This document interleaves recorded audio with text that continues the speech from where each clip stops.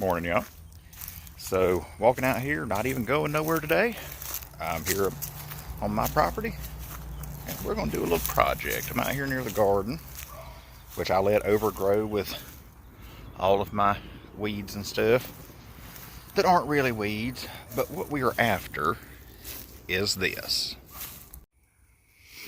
So what we're after is this. This is your Chadron. This is your thistle. Very easily identified plant.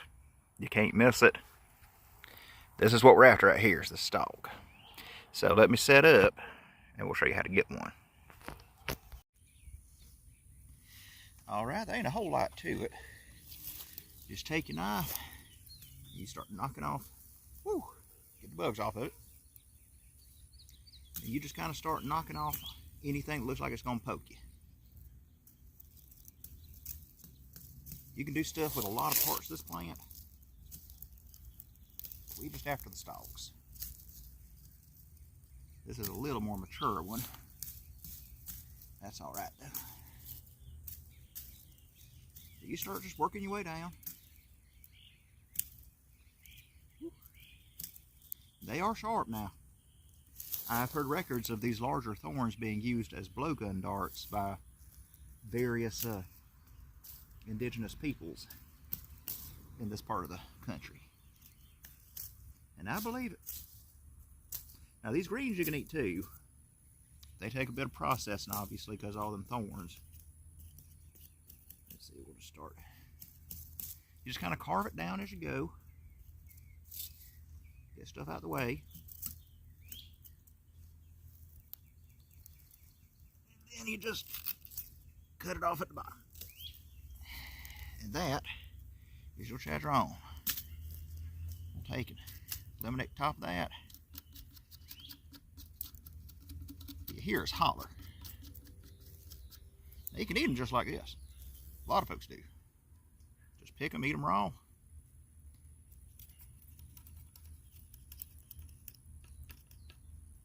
And the way you do that is you get all the sharp stuff off of him.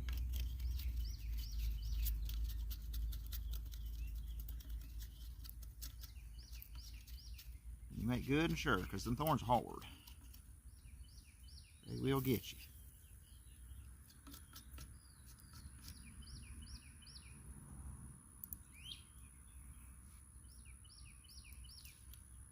All right.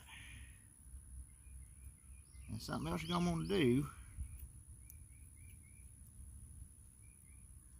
is get the majority of this hairy layer off. You can see I'm just taking my knife and going down it.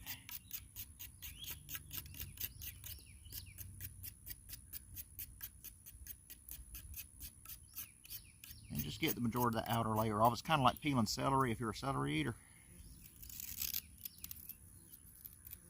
And as you see, what you end up with is this tube.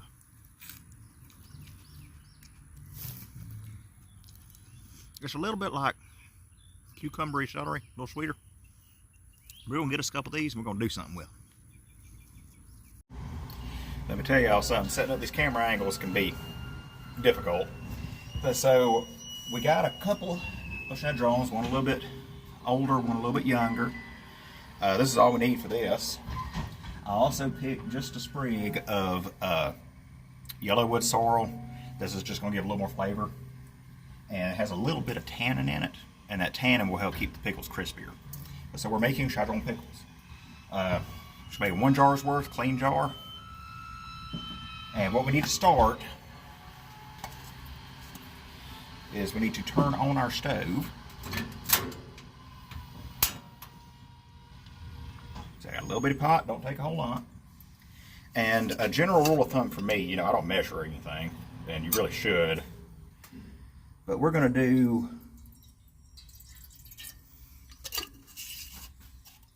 about 1 part vinegar to about 3 parts water, give or take.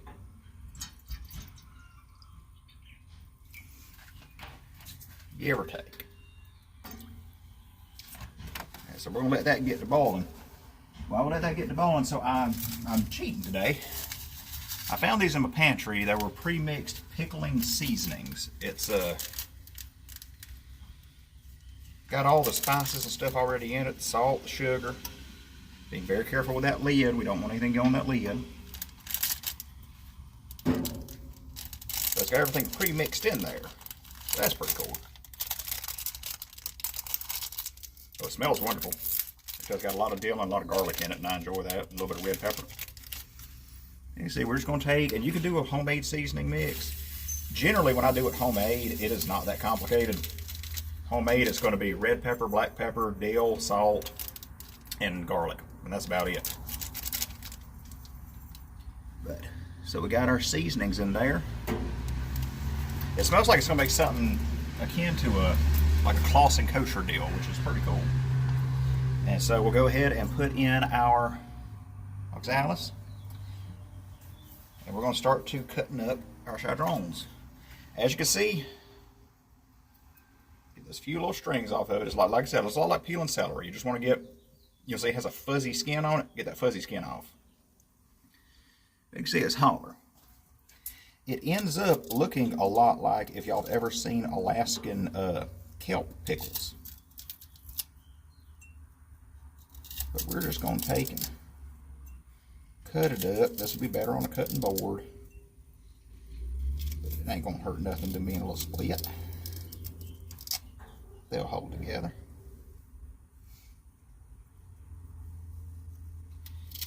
You can make them whatever size you want.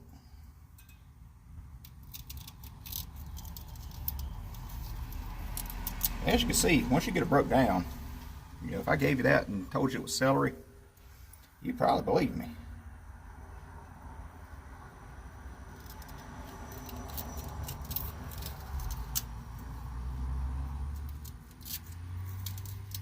These are native to the southern United States. They're very prolific. They're everywhere, but down here in the deep south, it's just a springtime thing that you're gonna have a mess of chadrons everywhere. I mean, you see them on the side of the road. Most often they're not cooked. Most often they are just eaten raw as like a kind of a trail snack. But you know, I see it this way. It's like I don't much like eating raw celery. If I could do something yummy with the chadrons, why not? Just get a few of them extra strings off of it. So yeah, strings, but again, very similar to celery. It's very celery-like. The taste is like a cucumbery celery to me.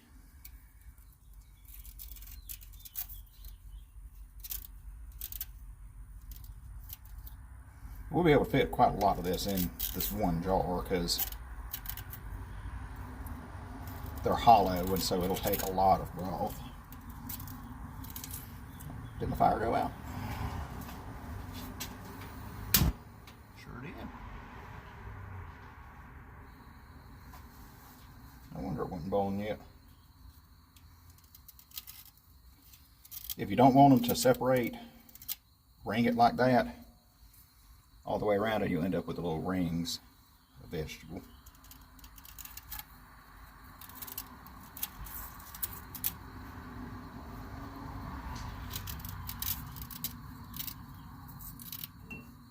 But so we're going to do this. We're going to pickle them,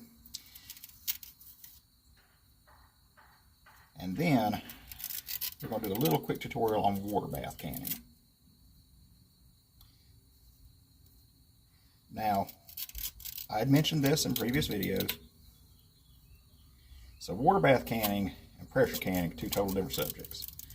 FDA regulations, their recommendations say that it is not safe to water bath can meats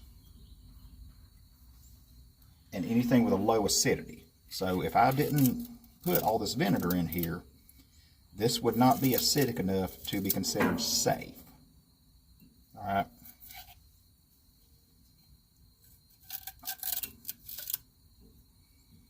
Poke down in there, hands clean and everything.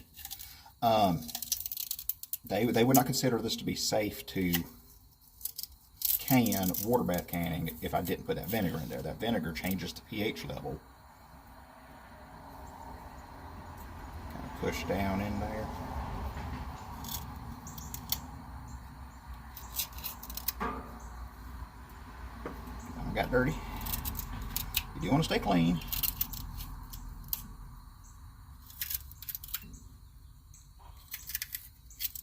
And you see them 2 chadrons have made us a quart of pickles.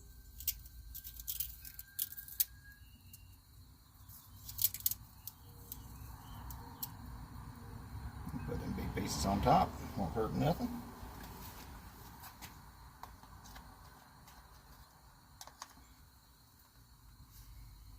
Get those down in there, and again, a big thing that you want to worry about is this going to be acidic enough? So if this is acidic enough, and this is going to be plenty acidic, that pH will inhibit the growth of bacteria that could hurt you. That being said, now I have made like refrigerator pickles. And refrigerator pickles are just, you boil up this brine, pour it in there, and hope for the best. Put it in the fridge. Fridge ought to keep it, you know, where you want it to be. And I've had them seal. So what you're going to have, if you've not canned anything before, you have a ring and the lid is separate, as you see. So what happens, you can actually take the ring off once it seals. When you get the heat to this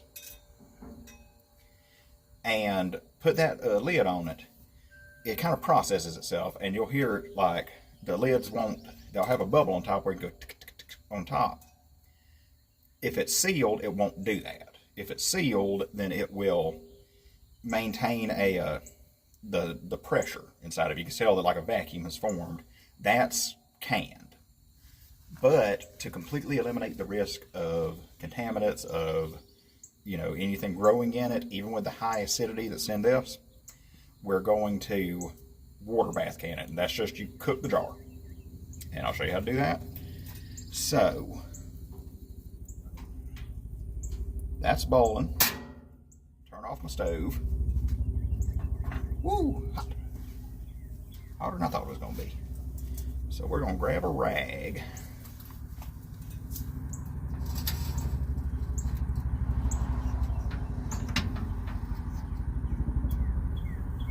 And we're going to pour up our brine.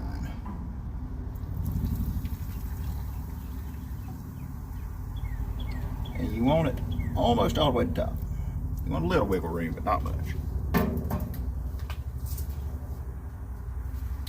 While it is still warm,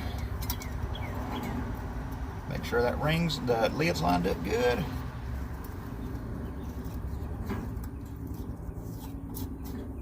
Seal it down finger tight. Not crazy tight, finger tight. And I'll take it. Just kind of make sure all them spices and salts and sugars and stuff are getting mixed up in there. As you see, they've already dissolved. So what do we do now? Now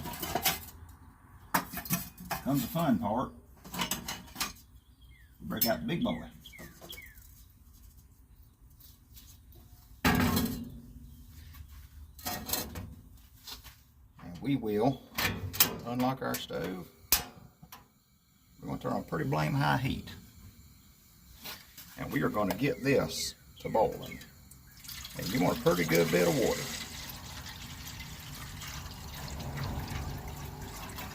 You want enough to just about cover them jars entirely. It's okay if you have a little bit of the lid sticking out.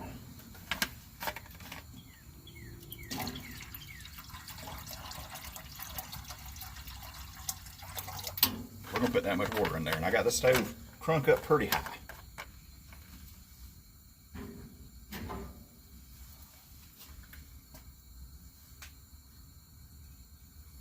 That is just a purty jar. Again, just looking at it, people would think that was you'll probably think that was pickled celery. But so I'm gonna take and get this boiling, and we'll be right back with you.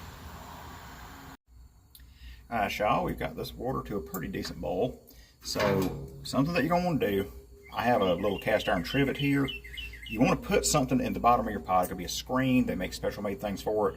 You don't really want this glass sitting directly against the metal that's in contact with the heat. You can crack glasses that way. It's just not really good for it. So I'm just going to sink this iron trivet here. Woo! And I have this tool, not entirely necessary, but it does make life a lot easier. This is a lid grabber, a pot grabber. And it just makes life real easy handling these jars. And so we are just going to let this process. So FDA and everybody puts out instructions for how to can stuff. Cool. They don't really put out a lot of instructions on how to can wild stuff. They have different recommendations for different products. This is close to cucumber and celery, so I'm using their guideline for cucumber celery pickles, which would be, you're going to want to keep it in this hot water bath for about 10-11 minutes. Again, I've had these jars seal, and I've trusted them to be safe without the hot water bath step, but just for the purpose of demonstration and just for safety, because that is the risk, especially with these wild vegetables. If they've been in contact with dirt, there's a chance they've been in contact with a variety of contaminants. So what this step does is that heat will penetrate into that brine, which is still hot from where we boiled it earlier, and it will kill everything in there. And the acidity of the brine will also inhibit growth of anything new that we might have missed. So we're just going to let this go for a few minutes, and I'll be right back with y'all. Alright, y'all, this is processed for a little while. All you do, get your grabber, hold it tight, it won't let go on you, it has curves to it. You just let that go, sit down for a little while. If you stand there and watch it, when it starts to cool off, you'll hear that lid, like make that little tink pop sound. That means that it is done. So that lid goes down, I will let y'all know. Side note, I have collected a pile of sow thistle greens. They cook up a lot like turnips or collards. We've talked about them. And I'm going to can these in a very similar way. The way I cook my turnips and such, I have a lot of vinegar in it anyway, so I'm basically pickling these greens to then wash and boil again. I have a couple of good suppers of greens. You know, down here in the Deep South, greens and cornbread is just part of the culture. Alright, y'all, the lid ain't quite popped yet. I can tell it's going too soon. So there is our mess of Chadron pickles. All that good dill and garlic in there. Be real good. So I appreciate y'all joining me in this video. Take care.